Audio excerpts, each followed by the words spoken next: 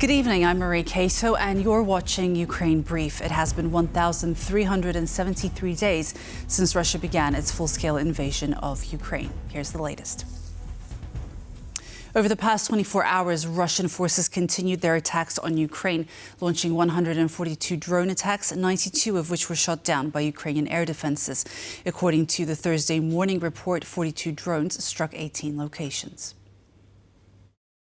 In northern Ukraine's Sumy region, Russian forces hit 25 villages. One person was killed in an overnight drone attack in the town of Krolovets, just 50 kilometers from the Russian border.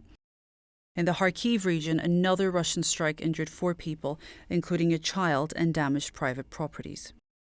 In the Donetsk region, Russian forces carried out 5 strikes, including 3 250-kilogram aerial bombs, killing 1 person and damaging 2 apartment buildings and private homes. In Kramatorsk, 3 bomb strikes and 2 drone attacks injured 2 civilians and damaged apartment buildings and infrastructure.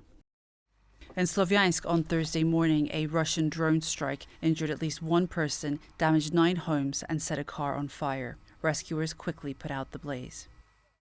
In the Dnipropetrovsk region, at least 2 people were injured when Russian drone strikes hit 2 communities, damaging infrastructure and a kindergarten and sparking fires in residential buildings.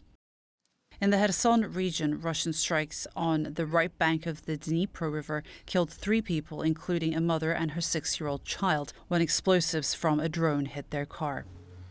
In other attacks, at least 13 people were injured. Russian forces continue to strike towns and villages with artillery, rockets, and drones. Video released by the Kherson administration shows the village of Chronobaivka heavily shelled Wednesday evening by Russian rocket systems, damaging private homes and apartment buildings, a church, and injuring 4 residents. Ukraine's Foreign Minister Andriy Sybiha said Kiev expects American and Ukrainian negotiating teams to meet in the near future, stressing that securing a ceasefire remains the country's top priority. In the near future, we should expect a meeting of the negotiating teams. What are our expectations? We expect concrete results. Concrete results are extremely important for progress, and Ukraine has repeatedly demonstrated this through achieving ceasefire. Therefore, all efforts of the negotiating team, all diplomatic efforts, are unconditionally aimed at ensuring this peace process. Yes, the Ukrainian side is interested in contacts at the highest level, in a meeting between President Zelensky and President Trump, because they are very sensitive issues that can be discussed only at the level of leaders.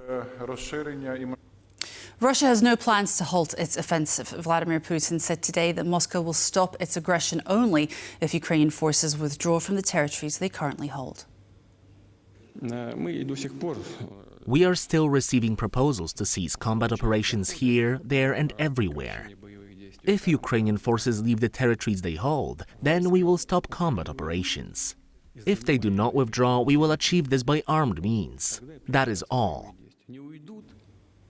NATO Secretary General Mark Rutte praised renewed U.S. diplomatic momentum in the peace process, saying Russia has paid a high price for marginal gains in Ukraine. Russia has paid a high price for marginal gains, and Ukraine continues to defend itself with courage. There's tremendous renewed energy around the peace process, and for that I want to commend U.S. President Trump.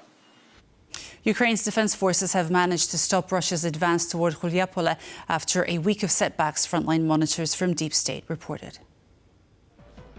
Ukrainian analysts from Deep State tracking the front line say swift decisions by the defense forces helped halt a Russian push toward Huliaipole and the Zaporizhia region.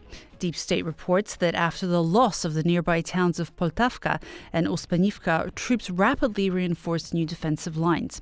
While some units withdrew chaotically, additional forces from the 225th Special Forces Regiment and a mechanized brigade stabilized the front, preventing what analysts call a great tragedy.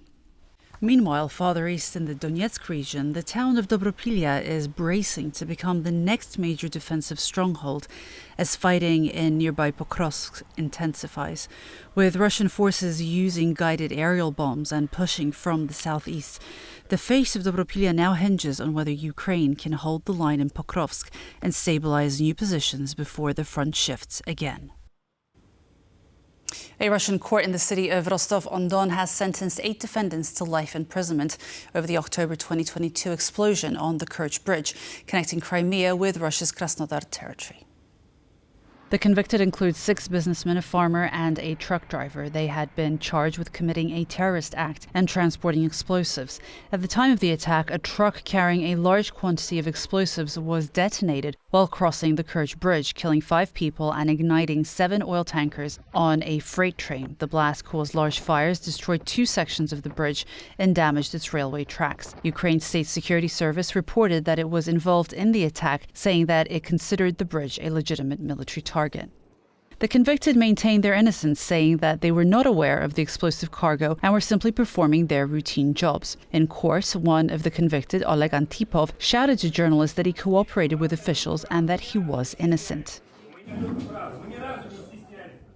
All of us, 8 people, passed the polygraph tests. We all proved our innocence. We fully cooperated. We went to the law enforcement authorities ourselves and gave our statements willingly. There is not a single person who testified against us. Every witness says we are innocent. All the evidence shows we are innocent. All 116 volumes of the case file show we are innocent. The Kerch Bridge serves as Russia's main logistical lifeline to its forces occupying southern Ukraine, enabling the steady flow of military equipment and supplies from mainland Russia into Crimea. Its existence also symbolizes Russia's grip on the peninsula, making it both a practical and political target for Kyiv. And that's all the news from Ukraine for now. Thank you for watching and stay with us for more on TVP World and tvpworld.com. Goodbye.